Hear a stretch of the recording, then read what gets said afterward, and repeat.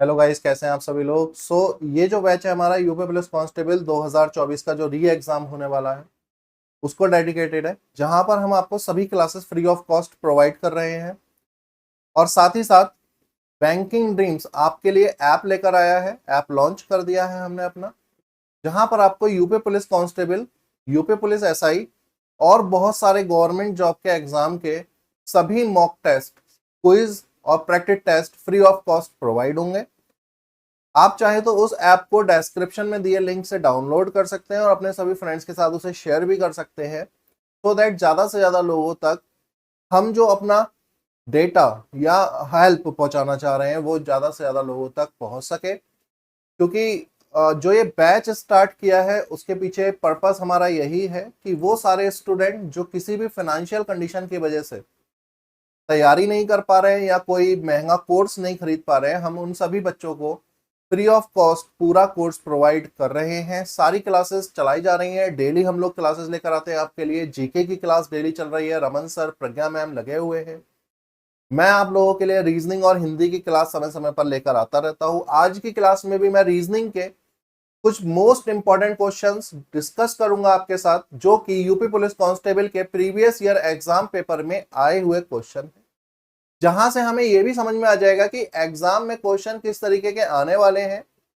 और जो आज की क्लास में मैं क्वेश्चन पढ़ाऊंगा वो एकदम सुपर फास्ट स्पीड से पढ़ाऊंगा, सो दैट आप लोग ये देख सकें कि क्वेश्चंस को तेजी के साथ सॉल्व कैसे करना है।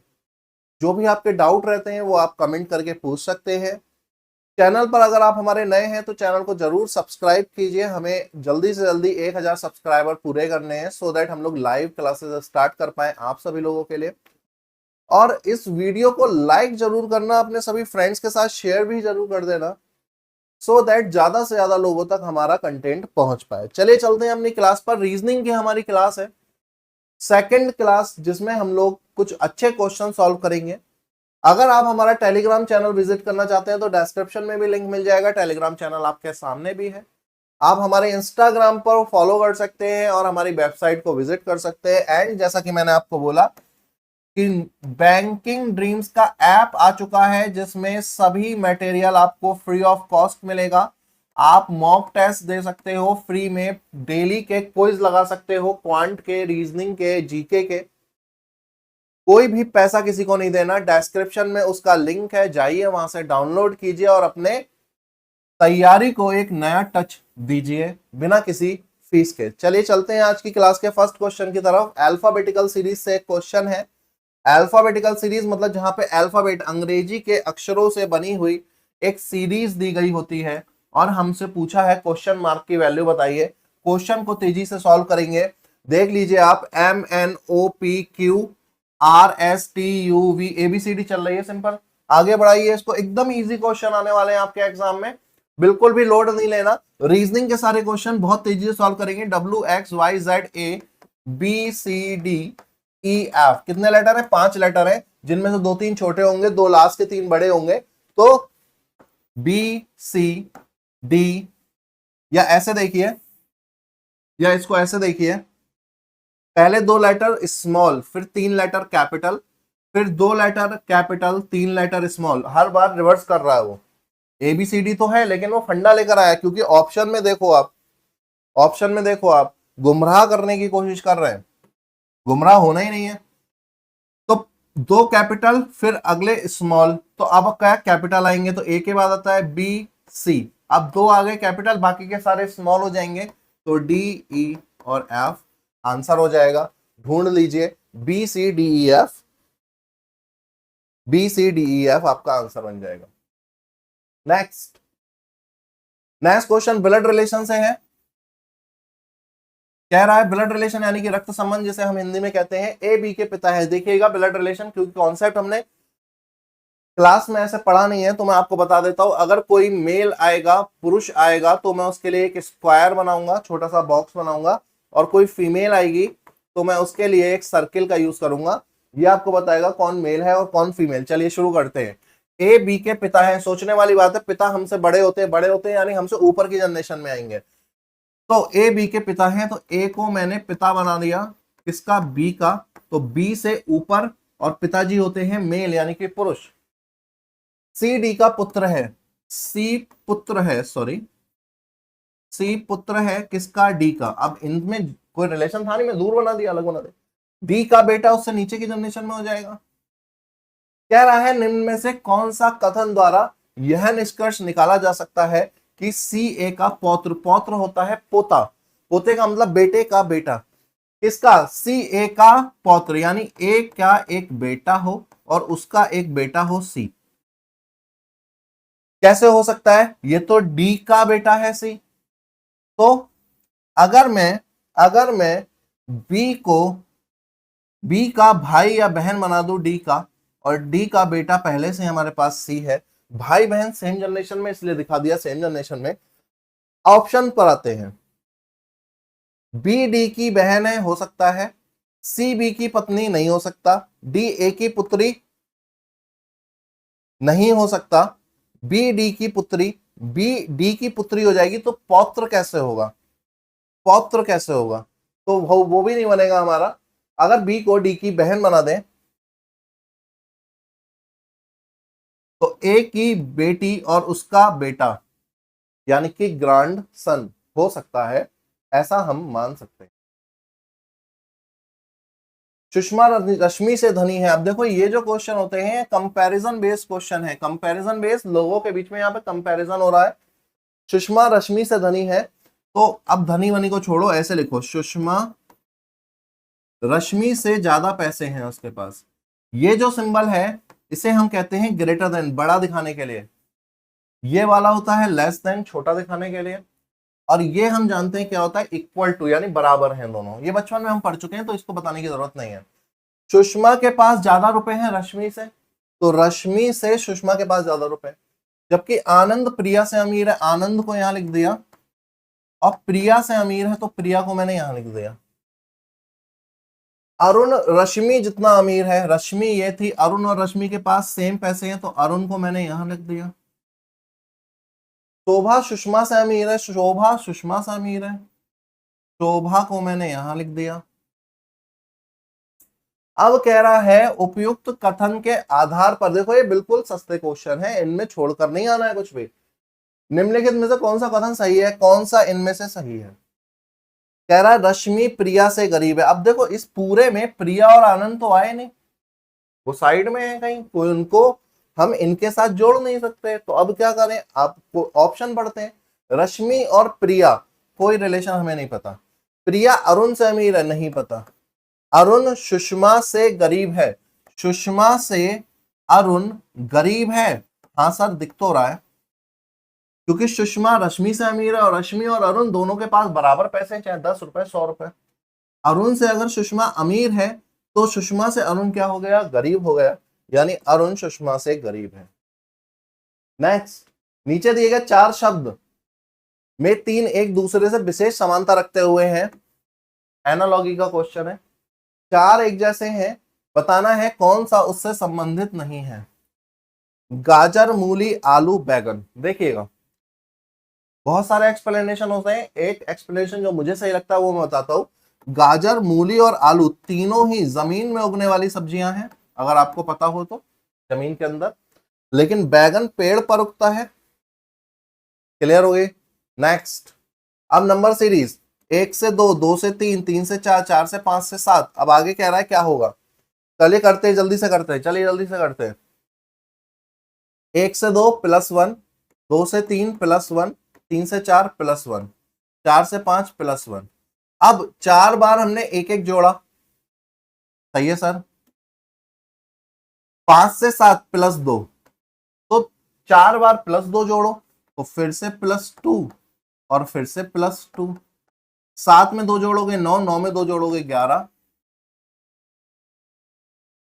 नेक्स्ट,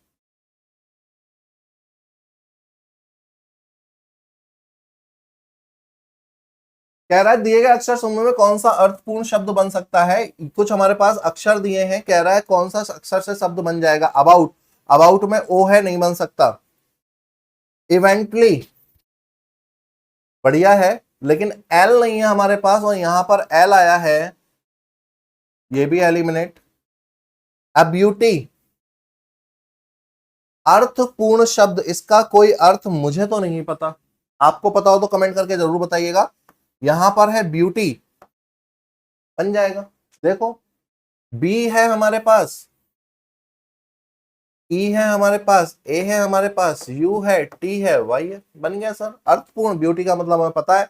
यदि अंग्रेजी की वर्णमाला के अक्षरों के विपरीत क्रम में लिखें तो एन। अब अंग्रेजी की वर्णमाला के अक्षरों को विपरीत क्रम में लिखने का क्या मतलब है, क्या आप लोगों को यह बात पता है?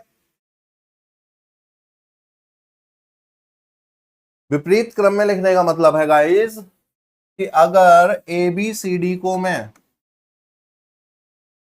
उल्टा करके लिख दो, यानी कि Z Y X W कहां तक, ए तक, लिखना नहीं है, सिर्फ बता रहा हूं आपको, तरीका भी बताता हूं क्या है। मैंने आपको पहली फर्स्ट रीजनिंग की क्लास में, अगर आप लोगों ने रीजनिंग की फर्स्ट क्लास नहीं देखी थी तो मैंने आपको बताया था जितने भी इंग्लिश के लेटर हैं टोटल 26 लेटर हैं, जिसमें ए पहले नंबर पे, बी दूसरे नंबर पे, सी तीसरे नंबर पे, डी चौथे नंबर पे और जेड 26वें नंबर पर आता है। ये कहते हैं, इन्हें कहते हैं लेटर्स की प्लेस वैल्यू। प्लेस वैल्यू का मतलब स्थान कि वो कहां पर है। तो लेटर्स की प्लेस वैल्यू याद कीजिए, लो तुम्हारी भाषा में लिख दिया, याद कीजिए, याद करोगे तभी होगा। अब वो कह रहा उल्टा लिख दो, विपरीत क्रम में लिखें तो एन। सबसे पहले एन की बात करते हैं। एन की प्लेस वैल्यू होती है 14। अगर उल्टा करके लिखोगे तो एन की प्लेस वैल्यू क्या बनेगी, हमेशा याद रखिए, अगर उल्टा करके लिखे हैं तो हमेशा उस लेटर की प्लेस वैल्यू को 27 से माइनस कर दीजिए, आपको पता चल जाएगा उल्टा करके लिखने पर एन किस नंबर पे आता है। तो करके देखते हैं, 7 में से 4 गया 3 और 1 में से गया 2 में से 1 गया, यानी एन आएगा 13 पर। यह बात याद कर लीजिए, ट्रिक है ये। तो एन के दाईं ओर 8वां अक्षर, अब कह रहा है एन, अब उल्टा करके लिखोगे। अगर ये सब नहीं भी करना चाह रहे तो भी डायरेक्ट बता देता हूं, उल्टा करके लिखा, देखो दाईं ओर मतलब होता है इस तरफ, तो एन, देखो M N O P Q R, ये जो हम जा रहे हैं दाईं तरफ जा रहे हैं, लेकिन तब जब हम सीधा करके लिखें, लेकिन उल्टा करके लिखने का मतलब उल्टा, यानी कि इधर वाले लेटर इधर आएंगे। तो एन एम एल के जे आई एच जी एफ, बिल्कुल देसी तरीका, आप दिमाग नहीं लगाना चाहते तो। वो कह रहा है 8वां अक्षर बताओ, 1 2 3 4 5 6 7। क्लियर हो गई बात मेरी? बिल्कुल देसी तरीका, कोई मेहनत नहीं करनी। अगला क्वेश्चन, सी के बाद स्मॉल ई, स्मॉल ई के बाद कैपिटल जी, उसके बाद स्मॉल, एक लेटर बड़ा एक लेटर छोटा, एक लेटर बड़ा एक लेटर छोटा। चलो सी ई जी आई के, 2 लेटर का बताना है भाई, चलो बता देते हैं। सी पे है, सी आता है, सी की प्लेस वैल्यू 3, ई की 5, 7 9 11। ध्यान से देखो, 2 2 का गैप है कि नहीं है? 3 से 5, 5 से 7, 7 से 9, 11 के बाद बड़ा लेटर छोटा आएगा, 11 के बाद 13 यानी कि एम छोटा, 13 के बाद 15 यानी कि ओ बड़ा, छोटा बड़ा ओ, लिखा नहीं है सही से, फिलहाल होगा ये। नेक्स्ट, ए सी डी, ए से सी, सी से डी, यार A B C D, place value एक तो याद नहीं किया आपने। ए से सी यानी एक लेटर छोड़ दिया, सी से डी उसके साथ वाला उठा लिया, डी से जी, अब डी से जी तक जाने के लिए आपने 2 का गैप, देखो यार इसका आखिरी इसका पहला पकड़ो, तो जी 2 को छोड़ दिया, अब फिर 2 को छोड़ दे, एक को छोड़ेगा, जैसे या बी को छोड़ा तो जी के बाद आता है एच, छोड़ दिया आई, और आई जे, जी आई जे है क्या? हाँ है। तो अब फिर 2 लेटर का गैप, जैसे यहाँ ई एफ का लिया तो जे के बाद 2 लेटर कौन सा आते हैं? जे के एल, हटा दो इन्हें, अब आएगा एम एन ओ पी। मेहनत करिए भाई, ये क्वेश्चन है, बढ़िया है। एक से एक जीरो जोड़ा है यार, एक में जीरो जोड़ोगे एक आएगा, ठीक है। 1 से 2, एक जोड़ोगे, एक में एक जोड़ोगे 2 आएगा, 2 से 3 एक जोड़ोगे, 2 में एक जोड़ोगे 3 आएगा, 3 से 5 2 जोड़ दिए, 3 में 2 ऐड करोगे 5 आएगा, 5 से 8 3, 8 से 13 5। अब देखो क्या बन सकता है, पहले 0, फिर 1, फिर 2, फिर 3, फिर 5। ठीक हो गया। 3 से 5 कितना गैप है, 3 और 2 5, यहां 1 का गैप, यहां 1 का गैप, तो अब ले लो सर 3 का गैप, तो 5 और 3 8, 13 में 8 जोड़ दो क्या आ जाएगा। ये अच्छा था। एक स्त्री का परिचय देते हुए, ब्लड रिलेशन का है, ब्लड रिलेशन यानी रक्त संबंध का क्वेश्चन है। कह रहा है एक स्त्री का परिचय देते हुए एक व्यक्ति बोला, एक व्यक्ति कह रहा है यानी कि आदमी कह रहा है, आदमी मतलब मैन, कि स्त्री का परिचय करते हुए आदमी ने बोला कि जो स्त्री है उसकी माताजी यानी इसकी मम्मी, इससे ऊपर यानी कि महिला, मेरी सास की, ये जो आंटी है मेरी सास की इकलौती बेटी है। आदमी कह रहा है इसकी सास यानी इसकी वाइफ, थोड़ा ऊपर नीचे कर देता है, स्त्री की मम्मी,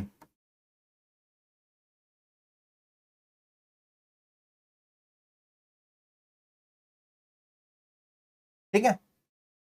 आदमी ने कहा कि मेरी सास, तो ये आदमी है, इसकी सास यानी इसकी पत्नी की माताजी, इनकी इकलौती बेटी ये खुद ही होगी, और ये जो इकलौती बेटी है वो कह रहे हैं इसकी वो मम्मी है, यानी यही वाली जो माताजी है इसकी माताजी और इनकी इकलौती बेटी एक ही बंदा है, तो यानी कि इसकी पुत्री है ये, तो जो इसका पति होगा वो इसका क्या होगा।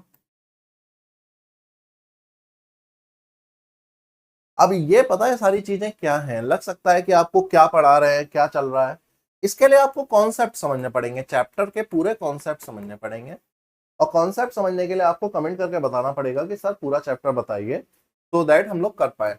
वो कह रहा है नीचे कुछ संख्याएं दी हैं, हाँ दी हैं, इनमें से एक संख्या अन्य से अलग है, अच्छी बात है, अलग संख्या ज्ञात कीजिए, अलग संख्या ज्ञात कर लेते हैं। 144 12 का स्क्वायर होता है, 196 14 का स्क्वायर होता है, 121 11 का स्क्वायर होता है, लेकिन 181 अभी तक किसी का स्क्वायर तो बना नहीं है, बाकियों से अलग हो गया, क्योंकि बाकी जो नंबर थे वो स्क्वायर थे किसी ना किसी के। 181 हमारा आंसर हो गया। डायरेक्शन डिस्टेंस मैंने कहा एकदम तेज पढ़ेंगे आज। रवि पश्चिम की ओर 12 किलोमीटर गाड़ी चलाता है, जिन्हें नहीं पता उन्हें बता देता हूं, ये होता है पूरब, ये होता है पश्चिम, ये होता है उत्तर, और ये होता है दक्षिण, ठीक है। तो रवि कहाँ जा रहा है, पश्चिम की तरफ जा रहा है, रवि पश्चिम की तरफ चला गया, कितना गया 12, यहां से बनाते हैं, रवि पश्चिम की तरफ 12 किलोमीटर गया, वह दक्षिण की ओर मुड़कर 3 किलोमीटर जाता है, दक्षिण नीचे की तरफ मुड़ गया, 3 किलोमीटर चला गया, फिर वह पूरब की ओर जाता है, पूरब यानी कि इस तरफ जाएगा, और 8 किलोमीटर का सफर तय करता है। अब इधर मुड़ गया और 8 गया, 8 वाली लाइन मैंने छोटी क्यों बनाई, क्योंकि इसके सामने वाली लाइन 12 किलोमीटर की है, और जब ये 12 है ये 8 है, तो 8 वाली कम होगी, सिंपल सी बात है। वो पूछ रहा है कि यहां से यहां की दूरी बताइए। मैं आपको सिखा चुका हूं दूरी के लिए क्या करते हैं हम, दूरी के लिए हम पिछली क्लास में जाइए, दूरी के लिए हम क्या करेंगे, त्रिभुज बनाएंगे, पाइथागोरस थ्योरम लगाएंगे। कौन सा त्रिभुज बनाएंगे, समकोण त्रिभुज, रेक्टेंगल ट्राइंगल जैसे कहते हैं। तो एक रेक्टेंगल ट्राइंगल जहां पर ये 90 डिग्री है, इसको थोड़ा सीधा बना देता हूं, इसको नाम दे दो ए, इसको नाम दे दो बी, और इसको नाम दे दो सी। अगर बाबू ये 3 किलोमीटर है तो इसके सामने वाला भी 3 किलोमीटर ही होगा, और अगर ये पूरा 12 किलोमीटर है सामने वाला 8 है, तो 12 में से अगर 8 हटा देंगे तो कितना किलोमीटर रह जाएगा? 4 किलोमीटर रह जाएगा सर। तो ये बाकी बचा हुआ कितना हो गया? क्लियर है इतनी बात? तो चलिए बात करते हैं। ए से लेकर सी हमारे पास 3 है, बी से लेकर सी हमारे पास 4 किलोमीटर है। हमें निकालना है ए से लेकर बी तक की दूरी।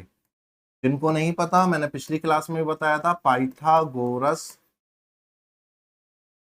थ्योरम के बारे में। क्या कहती है पाइथागोरस थ्योरम? कि ए बी का स्क्वायर कर दें अगर हम, ए बी सी, अगर ए बी का स्क्वायर कर दें तो बाकी बचे हुए के स्क्वायर ए सी स्क्वायर कर दीजिए। ए सी है 3 किलोमीटर, 3 का स्क्वायर। बी सी है 4 किलोमीटर, 4 का स्क्वायर। 9 और 16 हो जाएगा 25। ए बी स्क्वायर, स्क्वायर को उधर भेज दीजिए, बन जाएगा अंडर रूट। तो ए बी की वैल्यू, क्योंकि हमें पता है अंडर रूट 25 का मतलब होता है 5 गुणा 5, एक पेयर है बाहर आ जाएगा, 5 बन जाएगा।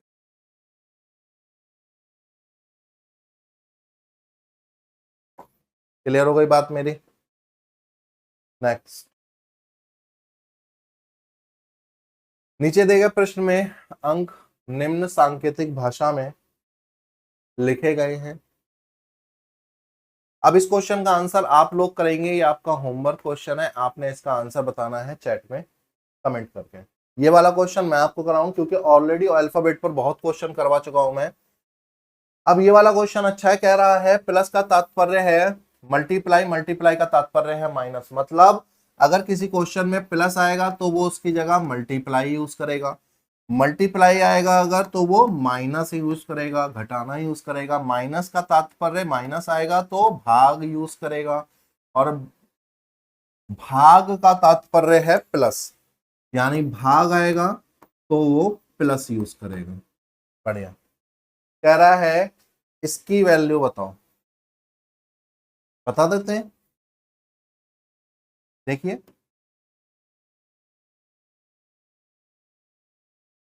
सफेद व्हाइट ही ले लेते हैं। 8 प्लस, प्लस की जगह मल्टीप्लाई लो, 4, 4 मल्टीप्लाई 9, मल्टीप्लाई की जगह माइनस लो 9, 9 माइनस 3, 9 डिवाइड 3, और डिवाइड का मतलब प्लस 1। कर दो सर सॉल्व। हमेशा याद रखो हम लोगों ने बोर्ड मास पढ़ा है बचपन में, पहले भाग करते हैं, फिर गुणा करते हैं, फिर जोड़ते हैं और फिर घटाना करते हैं। बचपन में पढ़ा है बोर्ड मास। पहले भाग करो, तो इसको अगर आप चाहो तो 9/3 भी लिख सकते हो, यानी इसकी वैल्यू आएगी 3, 3 3 9। तो ये बन गया आपका 3।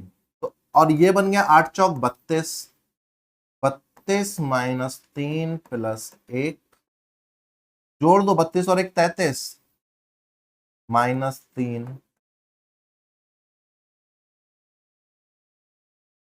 नेक्स्ट, बेमेल को चुनिए, मतलब जो इनसे मेल ना खा रहा हो उसे चुनकर बताओ कि वो तुम्हारा आंसर बन जाएगा। कह रहा है चाचा भतीजा, पिता पुत्री, भाई और बहन, ससुर और दामाद। अब इस टाइप के क्वेश्चन में आपको सिर्फ और सिर्फ क्या लगाना होता है, लॉजिक से ही सॉल्व हो जाएगा, कोई दिमाग नहीं लगाना। चाचा भतीजा, पिता पुत्र और भाई और बहन सेम फैमिली के होते हैं, एक ही परिवार में होते हैं या नहीं होते हैं? हाँ सर, एक ही परिवार के होते हैं। लेकिन क्या ससुर और दामाद एक परिवार के होते हैं? नहीं सर, अलग अलग 2 परिवार है वो। तो ससुर और दामाद हमारा क्या हो जाएगा सर? आंसर हो जाएगा। नेक्स्ट, अब वो कह रहा है हमारे पास है डॉक्टर, बुखार, दवाई और स्वास्थ्य, इनको एक क्रम में लिखिए। तो याद रखिए सबसे पहले हमें होगा बुखार, उसके बाद हम जाएंगे डॉक्टर के पास, डॉक्टर हमें देगा दवाई,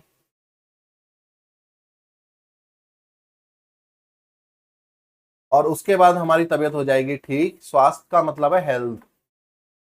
तो बुखार, डॉक्टर, दवाई और स्वास्थ्य, बुखार, डॉक्टर, दवाई और स्वास्थ्य, सिंपल इजी क्वेश्चन। नेक्स्ट, कह रहा है ए बी जेड अरे एकदम बिल्कुल फालतू क्वेश्चन है, देखो A B, B C, C D, D E, last वाले को छोड़ो, लास्ट वाला उल्टा चल रहा है, जेड वाई एक्स डब्ल्यू। अरे ऐसे ही तो है, उल्टा ही तो चल रहा है, तो अगला क्या आ जाएगा, वी। तो इसका जो अगला आएगा उसका लास्ट अक्षर हो जाएगा वी। अब A B, B C, C D, D E, तो जो ये वाला है वो हर बार रिपीट हो रहा है, तो अब ई आ जाएगा पहले, एफ आता है उसके बाद, ई एफ वी आंसर हो जाएगा। और भी बहुत तरीके से करने के, लेकिन वो अपोजिट लेटर वगैरह फिर आप फंस जाते हैं। वो कह रहा है 4 शब्द हैं, एक उससे भिन्न है, पहले निर्देश, सलाह, परामर्श और सुझाव। देखिएगा, अगर हिंदी को थोड़ा बहुत ज्ञान रखते हैं तो सलाह, परामर्श और सुझाव एक ही मतलब के हैं, लेकिन निर्देश का मतलब होता है ऑर्डर देना। मैंने आपको ऑर्डर दिया कि जल्दी से चैनल को सब्सक्राइब कर दो, ये निर्देश है। मैंने आपको सलाह दी कि अगर आप हमारे चैनल को सब्सक्राइब करेंगे, लाइक करेंगे, शेयर करेंगे, तो इसमें आप ही का बेनिफिट है, हमारा कोई बेनिफिट नहीं है, क्योंकि आपको सारी क्लासेस फ्री ऑफ कॉस्ट मिलेंगी। तो ये डिफरेंस है सर इनमें। नेक्स्ट, यदि सत्यता और बनावटीपन एक प्रश्न के युग्म मतलब जोड़े हैं, मतलब सत्यता का उल्टा हो गया बनावटीपन। एक होती है सत्यता, रियलिटी, एक होता है बनावटीपन, कि कोई एक्टिंग कर रहा है, वो बनावटीपन हो गया, ठीक है। तो कह रहा है उत्तर युग्म का दूसरा शब्द क्या होगा, इसका पहला शब्द विशेषज्ञ है। अगर विशेषज्ञ के उल्टे की बात करें तो उल्टा होता है, विशेषज्ञ मतलब एक्सपर्ट। जैसे मैं रीजनिंग में मान लो एक्सपर्ट हूं नहीं, बिल्कुल भी नहीं हूं, लेकिन मान लेते हैं 1 मिनट के लिए कि मैं अगर रीजनिंग में एक्सपर्ट हूं, तो दूसरा एक्सपर्ट का उल्टा या विशेषज्ञ का उल्टा हो जाएगा नौसिखिया, जिसे कुछ नहीं पता, ठीक। नेक्स्ट, तरुण पूर्व की ओर जा रहा है, फिर से डायरेक्शन का क्वेश्चन आ गया। अगेन देख लेते हैं गाइस, ये हो गया पूर्व, ये हो गया पश्चिम, ये हो गया उत्तर, ये हो गया दक्षिण। तरुण पूर्व बहुत बढ़िया क्वेश्चन है सर। तरुण पूर्व की तरफ जा रहा है, यानी इस तरफ जा, उसे उत्तर की ओर जाना है, यानी कि ऊपर जाना चाहता है, तो किस दिशा में उसे नहीं जाना चाहिए। अब अगर इसके आप ऑप्शन पढ़ोगे, आपके समझ में कुछ नहीं आएगा क्या कहना चाह रहा है। मैं समझा देता हूं आपको, कोई दिक्कत वाली बात है नहीं खास। करना क्या है आपको, सारे ऑप्शन अप्लाई करने हैं इस पर, और ये देखना है किस ऑप्शन के अंत में वो उत्तर जा रहा है। वो कह रहा है किस दिशा में उसे नहीं जाना चाहिए। चलो देखते हैं। वो जा रहा है पूर्व, ऑप्शन दाएं दाएं बाएं दाएं, यानी एक बार दायां मुड़ा नीचे की तरफ। अगर आप दक्षिण में जा रहे हैं, अब आप दाएं मुड़ेंगे तो आप पश्चिम में जा रहे होंगे, फिर दाएं। अब आपको बायां मुड़ना है, यानी कि नीचे। उसके बाद वो कह रहा है दायां मुड़िए, दायां। और उसके बाद कह रहा है दायां मुड़िए, यानी कि अब आप कौन सी दिशा में जा रहे हैं। वो पूछ रहा है कि नहीं जाना चाहिए, नहीं। तो ये तो ऑप्शन गलत हो, इससे तो उत्तर में ही जा रहा है, तो ऑप्शन क्या हो गया, गलत हो गया। इस तरीके से करना है ये क्वेश्चन, एग्जाम में आ जाएगा तो 100 में से 99 इसको छोड़कर ही आएंगे, उनसे नहीं बनेगा। लेकिन आप अकेले ऐसे होंगे कि आपसे ये क्वेश्चन अब बन जाएगा। ऐसा ही सेम प्रोसेस हमें सेकंड वाले से करना है, दाएं दाएं बाएं दाएं दाएं। तो दाएं दाएं बाएं दाएं दाएं, तो पहले गया दाएं मुड़ा, फिर दाएं मुड़ा, फिर बाएं मुड़ा, फिर दाएं मुड़ा और फिर दाएं मुड़ा। उत्तर में जा रहा है, नहीं लगेगा। सी, दाएं 3 बार, दाएं 3 बार मोड़ दो। पूर्व, दाएं दाएं दाएं, नहीं। चौथा वाला ही आंसर होना चाहिए, चेक कर लेते हैं। दाएं बाएं दाएं बाएं, पहले गया, फिर दाएं मुड़ा, फिर बाएं मुड़ा, फिर कह रहा है दाएं मोड़ दो, और फिर कह रहा है बाएं मोड़ दो। कौन सी दिशा में जा रहा है, पूरब दिशा में जा रहा है, जाना था उत्तर। तो यानी फोर्थ वाले से वो उत्तर में नहीं पहुंचेगा, और नहीं ही पूछा था उसने, इसलिए हमारा आंसर बन जाएगा। अब बढ़िया है, ये वाला भी बढ़िया है। श्रृंखला के 9 के कितने ऐसे अंक हैं, श्रृंखला में 9 के कितने अंक हैं जिसके ठीक पहले तो 6 आए, लेकिन ठीक बाद में 3 नहीं आना चाहिए। अब देखिएगा आप ध्यान से, 9 से ठीक पहले 6 आ रहा है, लेकिन 3 आ रहा है बाद में, नहीं चाहिए। 9 से पहले 6 आ रहा है, बाद में 3 नहीं आ रहा है, 1। 9 3 2, 9 6 5, 9 6 5, 9 6 3, 9 6 3, 9 3 6। कितने ऐसे 9 हैं जिनसे पहले 6 लेकिन बाद में 3 नहीं आ रहा है? नेक्स्ट, दिए विकल्पों में अब देखो, प्रकाश की किरण होती है, हम कहते हैं ना प्रकाश की किरणें पड़ रही हैं, सूर्य का प्रकाश, सूर्य प्रकाश की किरणें धरती पर आ रही हैं, तो प्रकाश की किरणें होती हैं, आवाज की तरंगे होती हैं, आवाज की तरंग होती है, हमेशा याद रखिए, ध्वनि तरंग। ठीक है। नेक्स्ट, रीमा एंड जिया नृत्य एवं संगीत में पारंगत हैं। अच्छी बात है, अब देखो इस टाइप के क्वेश्चन भी काफी मिलेंगे आपको। रीमा और जया नृत्य, नाचने और संगीत में पारंगत हैं। सोनल और रोशनी संगीत और चित्रकला में। रीमा एंड नेहा व्याख्यान एवं नृत्य में पारंगत है। तो अब देखो यहाँ पर आप चाहो तो इस क्वेश्चन करने के लिए टेबल बना सकते हो कि कौन किस में पारंगत है। खैर मैं ये पढ़ के देखता हूँ कि पूछा क्या है। नेहा व सोनम चित्रकार एवं व्याख्यान में पारंगत, नृत्य संगीत एवं व्याख्यान में पारंगत लड़की का नाम बताओ। रीमा की बात करो, रीमा, उसे डांस नृत्य आता है एवं संगीत, और संगीत भी आता है। फिर उसने कहा रीमा व्याख्यान और नृत्य में, तो इसको व्याख्यान भी आता है। रीमा को नृत्य संगीत और व्याख्यान तीन आते हैं। नृत्य संगीत एवं व्याख्यान में पारंगित लड़की का नाम बताओ। क्लियर हो गई बात? तो पढ़ते पढ़ते ही सॉल्व हो जाएंगे ये तो। कह रहा है बेमेल संख्या चुनिए, बेमेल जो इसमें मैच ना कर रही हो, रॉन्ग नंबर सीरीज, गलत संख्या बतानी है। बता देते हैं सर, देखो यहाँ पे लिख के कर देता हूं मैं। 16, 17, 21, 30, 45, 71 और 107। देखिएगा, 16 से 17 प्लस हुआ है 1, 17 से 21 प्लस हुआ है 4, 21 से 30 प्लस हुआ है 9, 21 से 45 प्लस हुआ है 15। मिल गया सर? देखो स्क्वायर याद कीजिए, 1 का स्क्वायर 1 होता है, 2 का स्क्वायर 4 होता है, 3 का स्क्वायर 1 4 9, 1 4 9। नेक्स्ट नंबर आना चाहिए 4 का स्क्वायर, जो कि कितना होता है, लेकिन यहां कितना आया? अब 30 तो हमारा सही था क्योंकि 9 आ रहा था, 30 सही आया है, लेकिन 45 हमारा ठीक नहीं है। अगर यहाँ पर 46 होता तो डिफरेंस कितना हो जाता, अंतर कितना हो जाता? 16, जो कि 4 का स्क्वायर। यानी कि 45 एक ऐसा नंबर है जो बेमेल है। 46 से 71 हुआ है, देखो ना, 46 सही नंबर है क्योंकि, माइनस करो दोनों को, 71, 46 माइनस कीजिए। 11 में से 6 गया 5, और 6 में से 4 गया 2, कितना आया सर? 25। और 25 किसका स्क्वायर होता है? यानी कि 71 बिल्कुल ठीक है। गलत नंबर हमारा क्या है? क्लियर हो गई बात मेरी? नेक्स्ट, यदि किसी महीने का चौथा दिन शुक्रवार है, यानी कि महीने का चौथा दिन शुक्रवार है, यानी कि 4 तारीख को शुक्रवार है, शुक्रवार को अंग्रेजी में फ्राइडे कहते हैं। कैलेंडर का क्वेश्चन है। कैलेंडर पूरा एक बढ़िया टॉपिक है, इंटरेस्टिंग टॉपिक है, पढ़ाऊंगा किसी दिन, आप लोग एक बार कमेंट करके बताइए, फिर पढ़ाता हूं मैं। अगर कोई भी दिन है, जैसे कि आज शनिवार है, तो हर एक वीक में कोई भी दिन रिपीट होता है 7 दिन के बाद, याद रखिए। आज अगर शनिवार है तो 7 दिन के बाद शनिवार आएगा, उसके 7 दिन के बाद फिर शनिवार आएगा। तो अगर 4 तारीख को फ्राइडे है तो अगला फ्राइडे 7 दिन के बाद, यानी कि 11 तारीख को फ्राइडे होगा। 11 में फिर 7 जोड़ दीजिए, यानी कि 18 तारीख को क्या होगा? ये याद रखिए, आप चाहो तो कैलेंडर में चेक कर लो, ऐसा ही होता है, कोई भी दिन कितने दिन के बाद रिपीट होता है? 7 दिन के बाद। 18 को फ्राइडे है, 18 में 7 जोड़ दीजिए, यानी कि 25 को भी क्या होगा?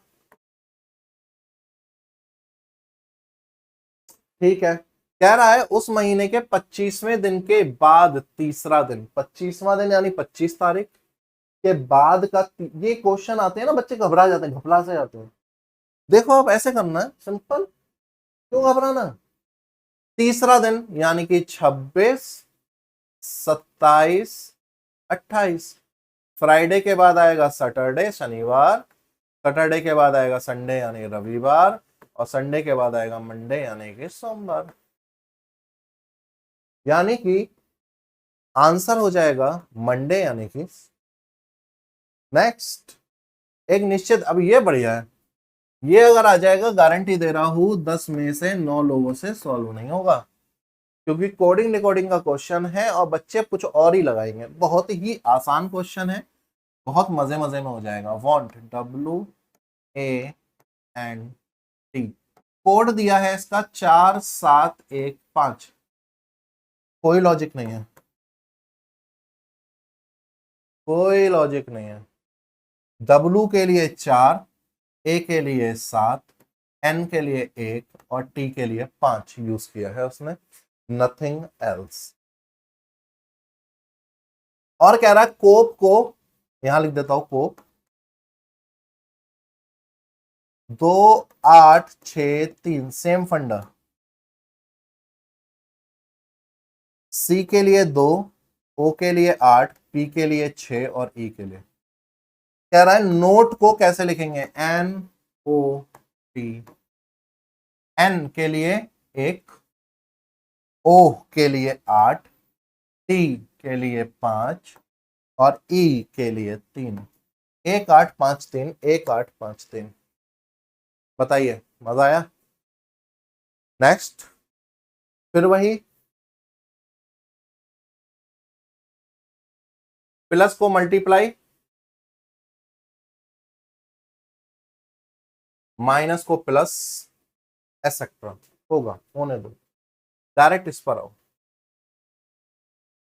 8 डिवाइड 4, डिवाइड यानी भाग, माइनस को दर्शाता है यानी कि 4, गुणा, गुणा भाग को दर्शाता है यानी कि divide by 2, minus, minus plus को दर्शाता है यानी कि +9 और प्लस, प्लस गुणा को दर्शाता है यानी कि 3। ये वैल्यू निकालनी है, इसके अलावा कुछ करना है। पहले भाग करते हैं, 4/2 का मतलब है 2, 4/2, ठीक है ना।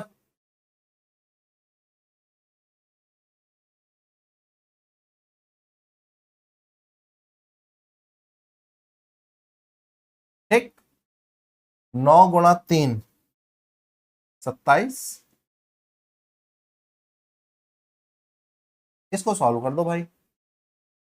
27 + 2 नहीं करेंगे, 2 यहां माइनस का है भाई, 8 प्लस का है, जहां कोई साइन नहीं होता वहां प्लस हो गया, तो 8 और 27 हो गए 35, -2 ऐसे ही रह गया।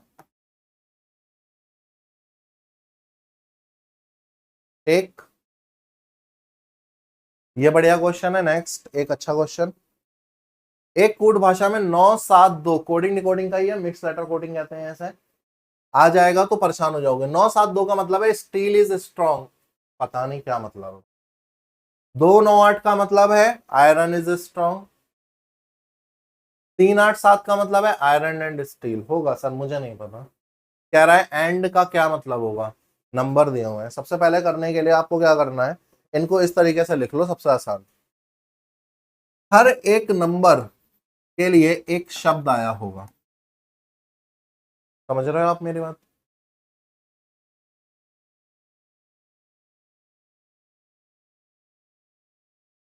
करने का क्या तरीका है, कॉमन अक्षर ढूंढो, स्ट्रॉन्ग और स्टील। सबसे पहले स्टील पर आओ, स्टील यहां है, स्टील यहां है, इनमें क्या नंबर है, 7 यहां है, 7 यहां, स्टील के लिए आ गया। आगे